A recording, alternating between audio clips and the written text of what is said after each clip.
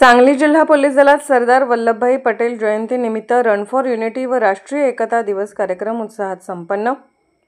Police अधीक्षक सांगली व परायणा चारेचकर, upper police अधीक्षक सांगली यांच्या मार्गदर्शनाखाली तसेच संजय मोरे पोलीस निरीक्षक अतिरिक्त कार्यभार पोलीस उपअधीक्षक मुख्यालय नोडल अधिकारी आणि रुपाली बोबडे सहाय्यक पोलीस निरीक्षक सायबर पोलीस ठाणे यांच्या नियंत्रणाखाली सरदार वल्लभभाई पटेल यांच्या 150व्या जयंतीनिमित्त राष्ट्रीय एकता दिवस निमित्त विविध कार्यक्रमांचे आयोजन करण्यात आले। दिनांक 25 ऑक्टोबर ते 31 ऑक्टोबर 2025 या कालावधीत सांगली जिल्ह्यातील सर्व पोलीस ठाणे व उपविभागीय कार्यालयांतर्गत walk for unity, run for unity, राष्ट्रीय एकता दिवस शपथ तसेच बँड डिस्प्ले यासारखे उपक्रम राबवण्यात आले।